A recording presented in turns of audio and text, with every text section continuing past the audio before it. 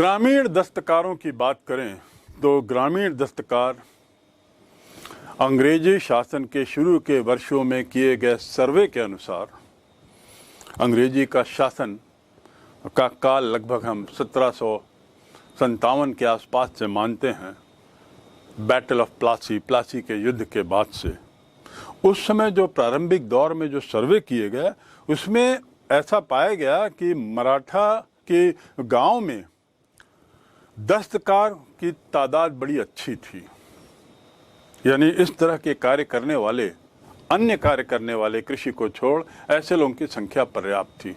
और ये जो जानकारी है ये मराठा दस्तावेजों से भी एक तरीके से मराठा दस्तावेजों में भी यही जानकारी पाई जाती है और इस प्रकार ये सुनिश्चित है कि दस्तकारों की संख्या गांव में काफ़ी थी, उनकी तादाद बहुत थी। कई बार तो ऐसा देखा गया कि जितने वहाँ घर थे किसी एक गांव में, उस गांव के 25% घर या शायद उससे थोड़े ज़्यादा भी दस्तकारों के हुआ करते थे। अलग अलग उत्पादन कार्यों में अलग अलग दस्तकार थे और इस प्रकार अलग अलग दस्तकार अलग अलग कार्य करने वाले, उदाहरण के लिए बर्तन बनाना, उनको मिट्टी के बर्तन को पक्का करना, रंगरेजी करना, कुछ उसमें कपड़ों में छपाई करना, लकड़ी का काम करना, चमड़े का काम करना, कृषि कार्यों से जुड़े औजारों को बनाना, उसका निर्माण करना, उसकी मरम्मत करना। तो ऐसे जो सब अलग अलग कार्य करने वाले जो दस्तकार थे, इनके बीच की जो लेन देन थी, ये लेन देन जिस तरह से होता था ये उस गांव का बड़ा रोचक पहलू हो सकता है। और इस बात को सभी विद्वानों ने माना है कि ये जो विनिमय इनके बीच में हुआ करता था, एक वस्तु को देने के बदले दूसरी वस्तु को लेना और इस प्रकार अपनी आवश्यकता की पूर्ति स्थानीय साधनों से ही, स्थानीय सामानों से ही कर लेना, ये बड़ा रोचक रहा होगा। अर्थव्यवस्था कृषि प्रधान थी, ये तो हम जानते हैं।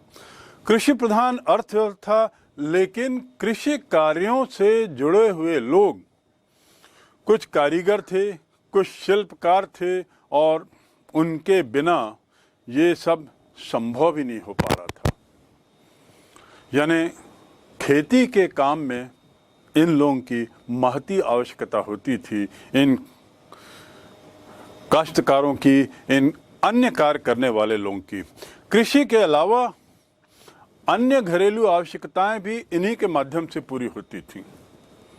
किस तरह की घरेलू आवश्यकताएं? जैसा मैंने शुरू में बताया, लकड़ी का काम, मरम्मत का काम, मकान की कुछ दिक्कतों का काम, साथ ही बर्तन, मिट्टी के पक्के बर्तन बनाना, ईंट बनाना आदि आदि। तो ये इसके लिए हर गांव में ये जरूरी था कि ऐसे दस्तकार पर्याप्त हों और इस बात के प्रूव्ड उदाहरण है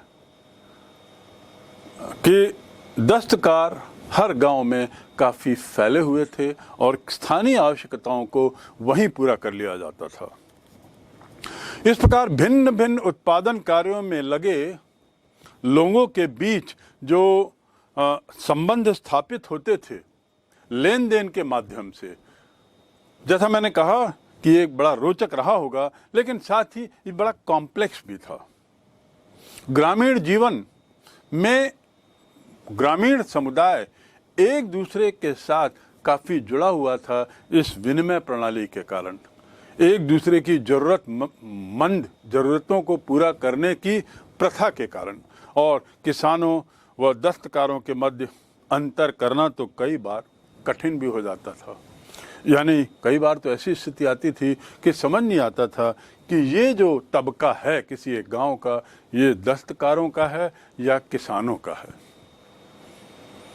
तो ऐसा देखा जा सकता है, ऐसा देखा गया कि दस्तकार, किसान, इनके संबंध बड़े अटूट थे। एक बात और कि क्योंकि अनेक समूहों द्वारा दोनों काम किए जाते थे, दोनों काम का अर्थ कृषि कार्य और उसके साथ ही साथ दस्तकारी का कार्य।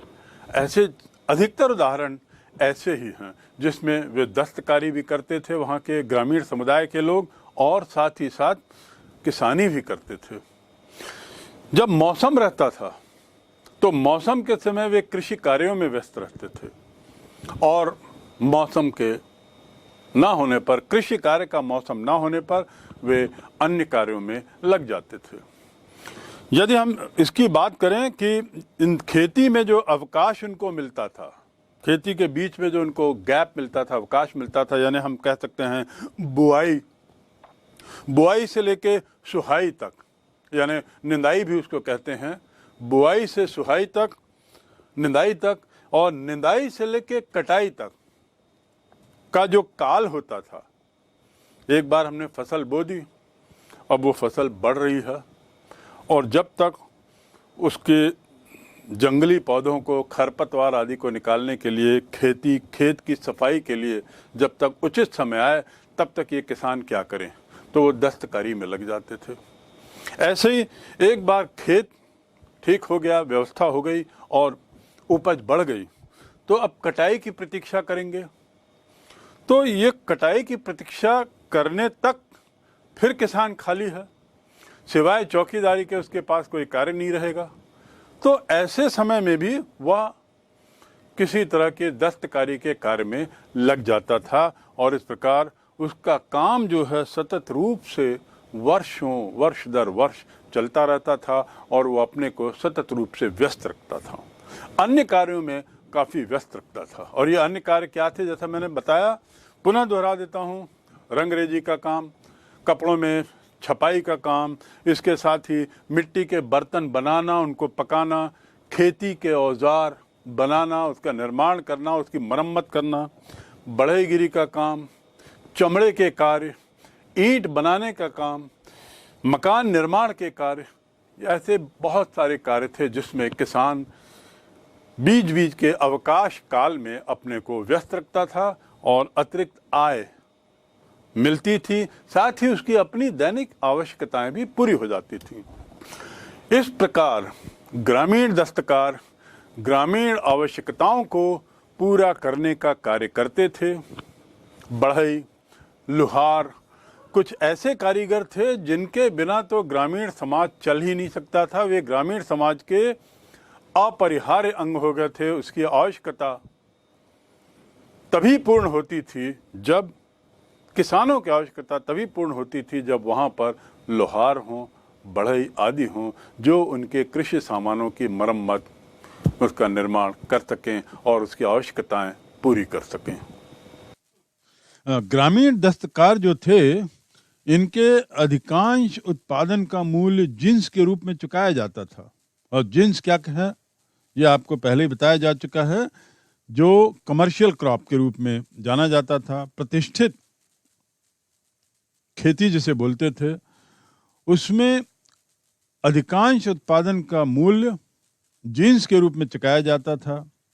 कारीगर को फसल की कटाई के समय उपज का एक निश्चित भाग दे देते थे, और इसके बदले में वह संबंधित किसान को वर्ष भर अपनी सेवाएं निःशुल्क उपलब्ध कराता था। तो यह बिंदु हमको विशेष रूप से ध्यान रखना होगा कि ग्रामीण दस्तकार ग्रामीण आवश्यकताओं को पूरा करने का कार्य करते थे। और ये जो विनिमय प्रथा थी, इस विनिमय प्रथा से ये बात स्पष्ट है कि कारीगर एक निश्चित भाग को पाने की एवज में किसान को वर्ष भर अपना कौशल उपलब्ध करता था। किस तरह का कौशल?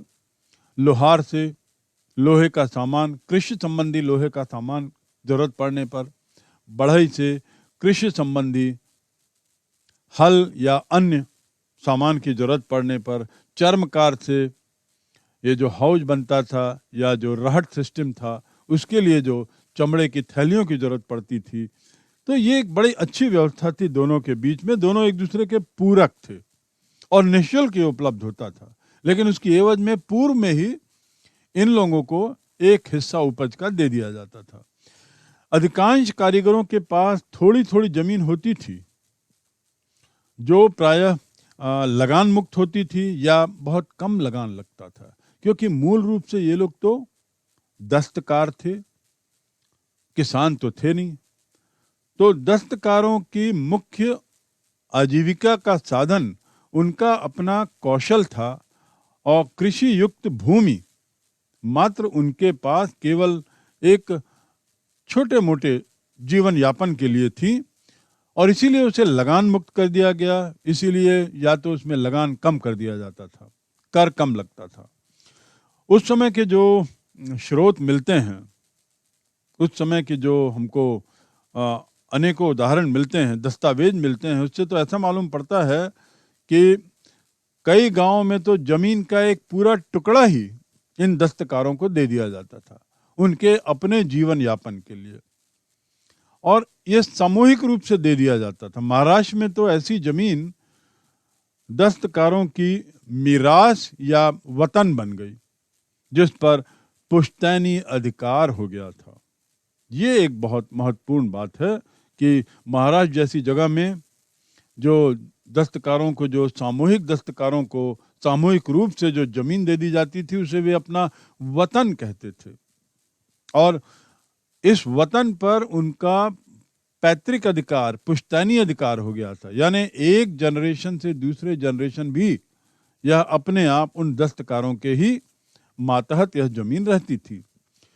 देश के अन्य भागों में यही व्यवस्था कुछ बदले हुए रूप में थी, दूसरे कुछ क्षेत्रों में एक अन्य तरीके से, लेकिन कुछ अन्य क्षेत्रों में कुछ बदले हुए तरीके से। कई गांवों में किसान और दस्तकार परिवार एक दूसरे से बातचीत कर अदायगी की इस व्यवस्था को स्वीकार कर लेते थे। किस व्यवस्था को? कि आपको हम प्रारंभ में एक मुश्त उत्पादन का एक हिस्सा देंगे, खाद्यान्न उत्पादन का, उसकी एवज में आप हमें वर्ष भर निःशुल्क सेवा देंगे अपने कौशल की। तो कई जगह तो ये बातचीत के माध्यम से होता था, और इसके अनुसार सामान्यतः सेवाओं का विनिमय वस्तुओं द्वारा किया जाता था। यानी कई जगह तो ये भी होता था कि आपको हम खाद्यान्न ना दे करके, उत्पादन का एक हिस्सा ना दे करके, आपके जरूरत की कुछ वस्तुएं हम आपको दे देंगे और उसकी एवज में आप हमें अपने कौशल की सुविधा देंगे, और यह भी बातचीत के माध्यम से तय होता था। 18वीं सदी में जो हमें कुछ ऐसे स्रोत मिले हैं, उससे तो मालूम पड़ता है कि बंगाल में जमींदार लोहार, बढ़ई और सुनार जैसे कारीगरों को उनकी सेवाओं के बदले रोज का भत्ता और खाने के लिए नगदी दोनों देते थे। तो कुल मिलाकर हम देखते हैं कि अलग अलग क्षेत्रों में अलग अलग तरह की व्यवस्था थी, जिसमें दस्तकार, जमींदार और किसान तीनों एक दूसरे के पूरक के रूप में भी कार्य करने की कोशिश करते थे। अब बंगाल का उदाहरण तो बड़ा स्पष्ट है। वहाँ पे तो जमींदार जो है वो एक तरीके से समझौता कर लेता था इन दस्तकारों के साथ, लोहार के साथ, बढ़ई के साथ, सुनार के साथ, कि हम तुम्हें दैनिक भत्ता देंगे, रोज कुछ नगद देंगे और खाने के लिए भी कुछ नगद देंगे। ये व्यवस्था जजमानी के नाम से प्रसिद्ध हुई। इसे ही जजमानी कहते हैं, लेकिन इस शब्द का प्रचलन ज़्यादा नहीं देखा गया।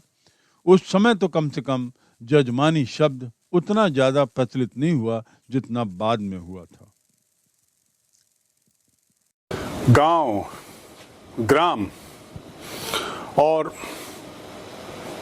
उस समय की तत्कालीन इकाई, इसके बारे में अंग्रेजों का क्या कहना है?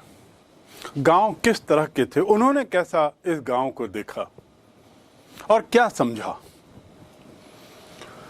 अंग्रेज तो 1757 के आसपास उनके शासक के रूप में उन्होंने एक तरीके से जीना शुरू किया, लेकिन उसके पहले लगभग 150 वर्ष तक वे व्यापारी के रूप में थे, और व्यापार करते हुए उनका संपर्क गांव से हुआ, गांव के दस्तकारियों से हुआ, और उसके साथ ही साथ जिस उद्देश्य से वे व्यापार के लिए आए थे, उस उद्देश्य की पूर्ति भी गांव के इन्हीं दस्तकारों के माध्यम से ही तो होती थी, जिसमें वे बहुत सारे सामान, खासकर कपड़े, मसाले ये ले जाते थे और उसकी एवज में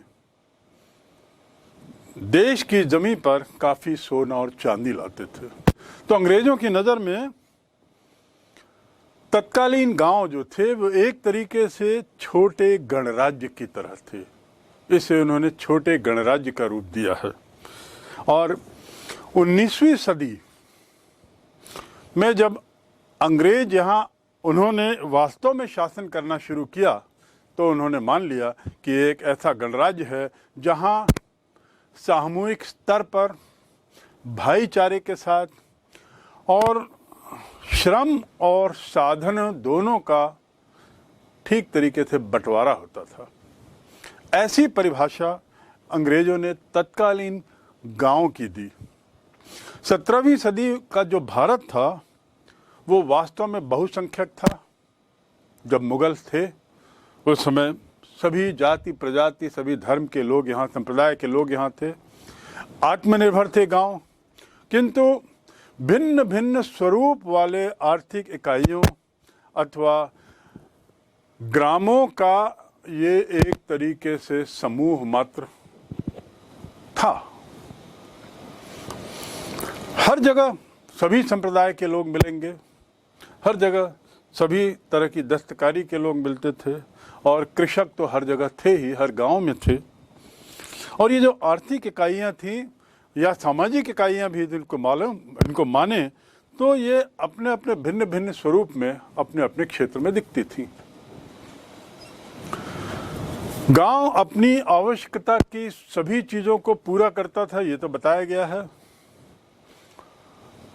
स्वयं में वह एक आत्मनिर्भर गांव हुआ करता था और दस्तकार और कृषक, इनके बीच के जो संबंध थे वो विनिमय के कारण रोचक तो थे ही, लेकिन काफ़ी निकट के थे, काफ़ी बंधे हुए थे। किसी पे ये बाहरी तत्वों पर किसी पर निर्भर नहीं थे, क्योंकि गांव स्वयं में, जैसा मैं बारंबार कह रहा हूँ, आत्मनिर्भर थे, सेल्फ सफिशिएंट थे। ये स्वयं में आत्मनिर्भर इकाइयाँ थीं कि यहाँ तक कि इनका जो आंतरिक प्रशासन था वह भी अंदरूनी ही था। इसमें किसी बाहरी तत्वों का हस्तक्षेप नहीं होता था। अभी मैंने जिक्र किया थोड़ी देर पहले ग्राम पंचायतों का, ये आंतरिक प्रशासन का ही तो हिस्सा थी। और ग्राम पंचायत जो है वह गांव के दैनंदिन डे टू डे लाइफ, दैनिक जीवन की सभी आवश्यकताओं को पूरा करने की जिम्मेदारी लेती थी और उसे जिम्मेदारी से निभाती भी थी। वस्तुओं का उत्पादन, खाद्यान्न का उत्पादन, वस्तुओं का निर्माण, ये सब भी ग्रामीण स्तर पर ही, स्थानीय स्तर पर ही हो जाया करता था। इस प्रकार गांव का जो समुदाय था वह अपने में स्वयं ही पूरी तरह से निर्भर था और अपना बड़ा स्वतंत्र अस्तित्व उसने बनाए रखा था। तत्कालीन समुदाय की बात कर रहा हूँ, 17वीं, 18वीं, 16वीं शताब्दी के आसपास की, जब ये आर्थिक रूप से बिल्कुल स्वतंत्र यूनिट थे, आर्थिक रूप से स्वतंत्र इकाइयाँ थी, प्रशासनिक रूप से भी ये स्वतंत्र थे, क्योंकि बाहर किसी तरह की दखलंदाजी नहीं थी। इसी बात पर ये बताना गलत नहीं होगा कि ग्राम स्वयं अपना खाद्यान्न उत्पन्न कर स्वयं अपने रोजगार बनाता था, स्वयं अपने औजार भी बनाता था, उसके साथ ही दैनिक आवश्यकताओं के लिए स्वयं कपड़े भी बुनता था, स्वयं कपड़े बनाता था, घरेलू बर्तन का निर्माण भी वही करता था और इस प्रकार बाहरी संसार से उसका केवल कुछ ही मामलों में ताल्लुकात था।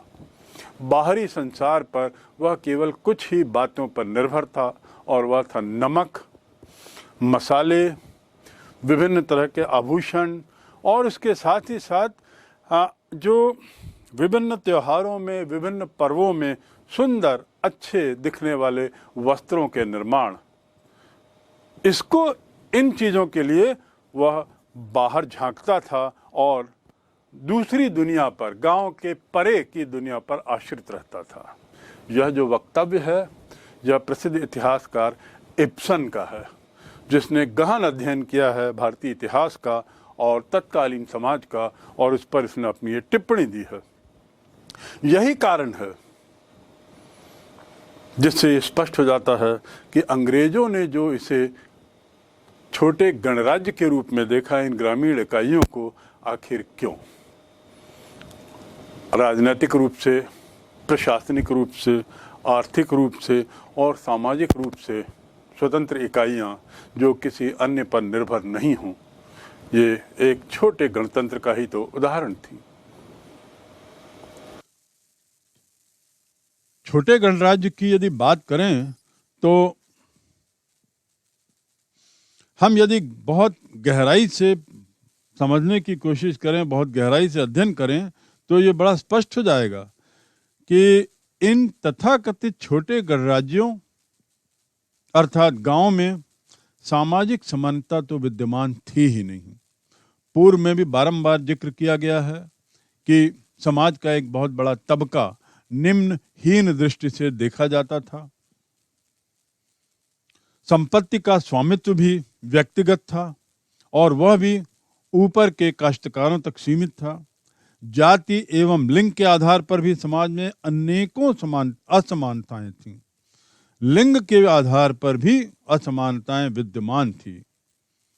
गांव के जितने भी प्रभावशाली और शक्तिशाली लोग थे, जो उच्च तबके के थे, जो अमीर थे, जो ऊंची जाति के थे और सम्माननीय थे, इन लोगों का तो दबदबा था ही।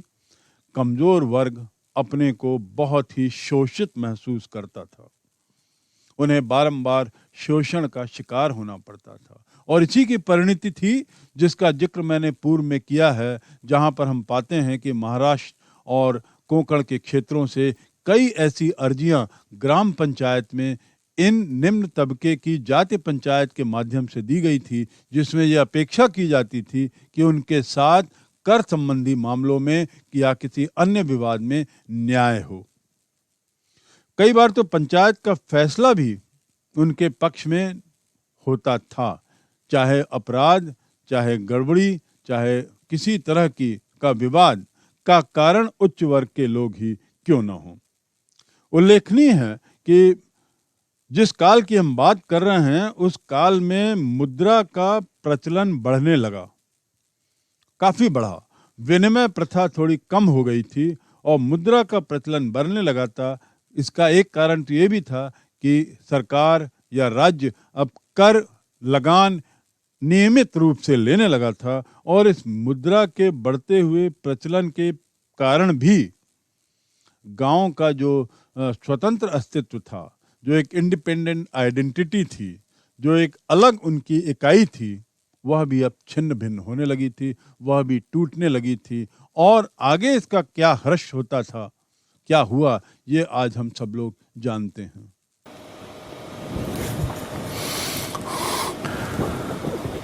कृषि समाज में महिलाओं का क्या स्थान था? कृषि समाज और महिलाएं 16वीं से 17वीं सदी में, किसी भी समाज में देखा जाए तो महिलाओं का बहुत अहम योगदान होता है। कोई भी समाज, कोई भी समुदाय अपने को पूर्ण नहीं पा सकता और कह सकता यदि उसमें महिलाएं या महिलाओं का योगदान ना हो। मुगल काल के समाज की बात करें तो कृषि उत्पादन में ये पुरुषों के साथ कंधे से कंधा मिलाकर चलती थी और उस समय का जो भारत था वह कृषि प्रधान था। 85% लोग गांव में रहते थे और गांव में रहने वालों में एक बहुत बड़ी संख्या महिलाओं की हुआ करती थी और ये महिलाएं पुरुषों से कम नहीं थीं। पुरुष जो थे वो सामान्यतः हल जोतता था, जो थोड़ा भारी काम होता था, जिसमें शारीरिक श्रम की ज़्यादा आवश्यकता थी। महिलाएं रोपाई, निदाई और साथ ही कटाई में ज़्यादा अपने को व्यस्त रखती थीं। तो इस प्रकार एक बार हल चलाने के बाद मूल रूप से फसल के कटने तक महिलाओं का उसमें काफ़ी योगदान होता था कृषि उत्पादन में। इसके साथ ही जो पकी हुई फसल होती थी उससे दाने निकालने का काम भी ये महिलाएं ही करती थी सामान्यतः। तो हम देख सकते हैं कि तत्कालीन समाज में महिलाओं का स्थान पुरुषों के बराबर ही था।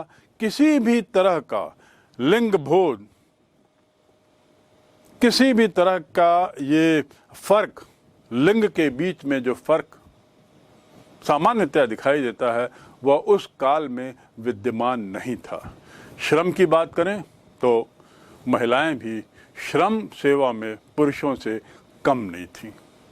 रही दस्तकारी की बात, उसमें महिलाओं का क्या योगदान था, ये जानने के बाद कि कृषि में वे पुरुषों के साथ बराबर पे चलती थी, दस्तकारी में भी ऐसा देखा गया कि वे किसी से कम नहीं थीं, उसमें भी वो बहुत महत्वपूर्ण भूमिका निभाती थीं।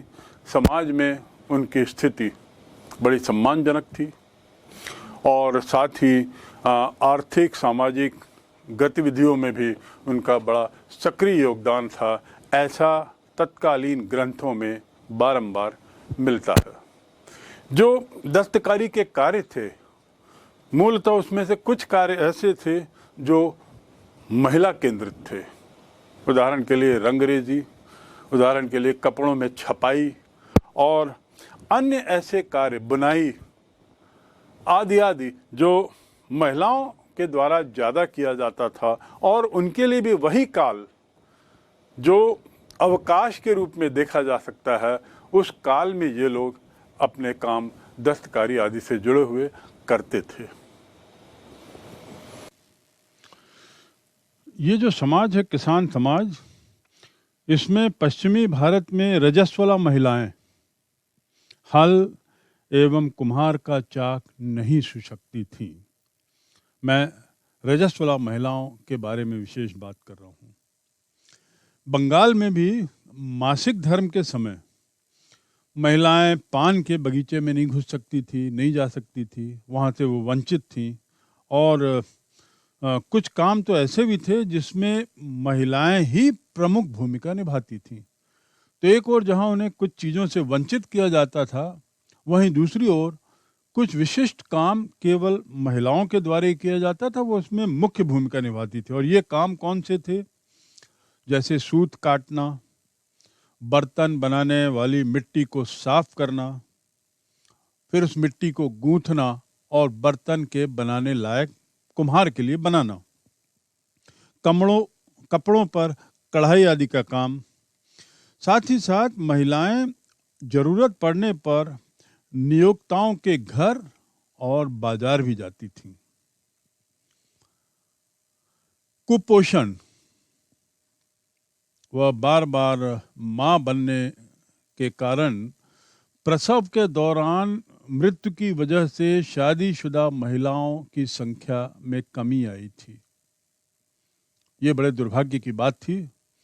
कई संप्रदायों में तो शादी के लिए दुल्हन की कीमत भी अदा की जाती थी।